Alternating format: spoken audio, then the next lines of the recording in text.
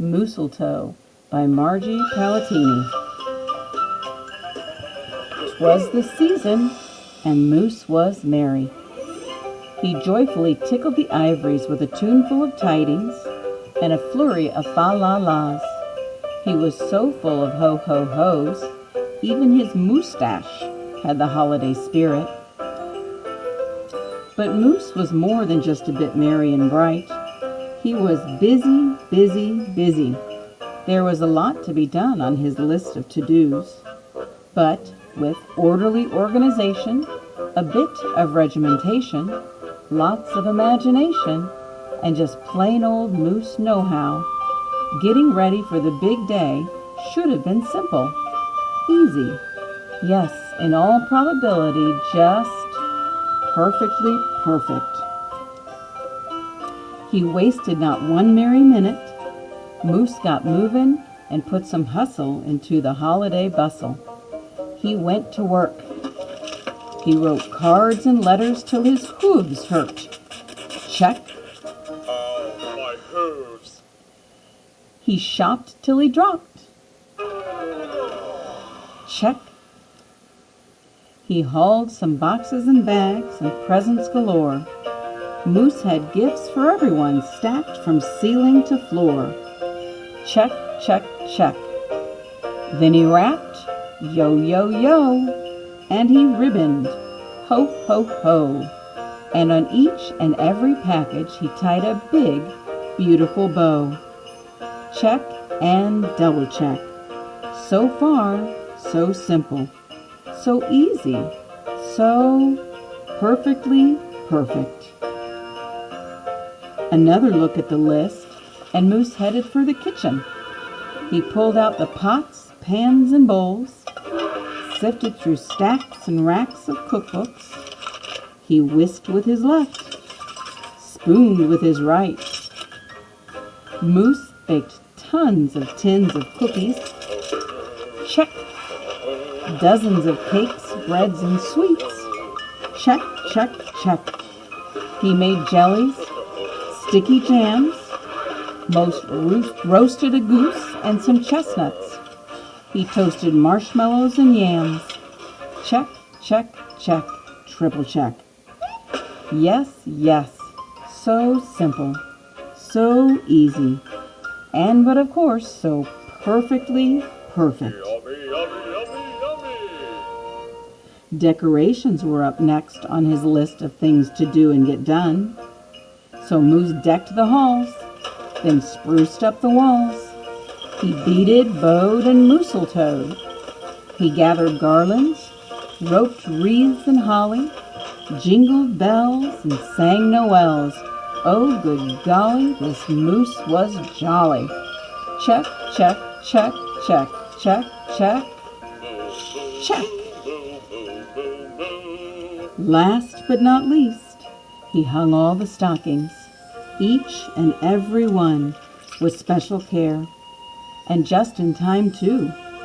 Soon Santa would be there. Check and final check. Yes, sirree. Getting ready for Christmas was an absolute snap. And so simple, so easy. And if he did say so himself, Moose thought, totally, utterly, completely, perfectly perfect. It's moose-tastic. On that night before Christmas, Mother, little Sissy, Bucky, and Junior looked all through the house. What a job Moose had done. Everything looked bountiful, festive, quite fine indeed. There was just one minor problem, if you will.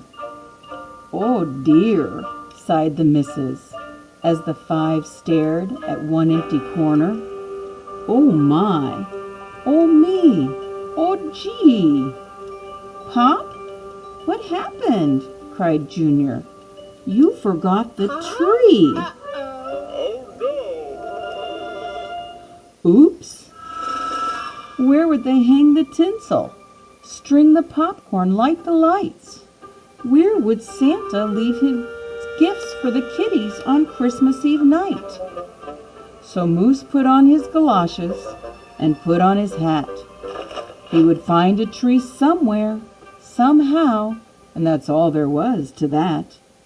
So out went the moose, braving blustery, blowing winds and the cold, trudging through snowdrifts, courageous and bold. I'll be back. Moose first hoofed down to the corner, not a tree to be had.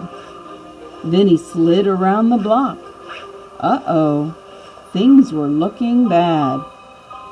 He went down every boulevard, street, and little road. He looked down lanes and alleys. Every tree had been sold. There wasn't a branch, not a twig, not even one lousy, bowless bough hanging around. Nope, nada, nothing, not a tree to be found. No tree, sighed a sad moose as he came home empty-handed that snowy eve. The kids tried to make the best of it. They said, "Oh, so who needs a tree?" But Moose could plainly see they were short on glee. He knew he had to do something, and that's just what he did. In the empty corner he stood and spread out his arms very wide. Then he smiled at his children, and he winked at his bride. "Kids," he declared, "fetch your forgetful pop, some of that tried and true family glop." I have an idea. That sounds great! Yay! So back came the kids carrying a big pot of glue, and without a word to one another, they knew just what to do. They each took a part, grabbing strands, taking hold. Then carefully, oh so carefully, they glopped and they plopped.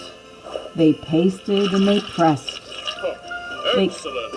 They curled and twirled every which way a follicle could fathom, until Moose's magnificent moustache was indeed even more of a marvel to see. Well done, kids. Moose was just a few needles shy of being an evergreen tree. They strung Moose with lights from his head to his toes, and draped him with tinsel, beginning right with his nose. They hung balls that were shiny, and bells that twinkled, candy canes, berries, and plums sugar sprinkled. Then they all stood back, and Junior plugged in his pop. Ooh, ah. Yes, Moose truly was one incredible sight. He was glorious and glowing, and boy, oh boy, was he ever bright.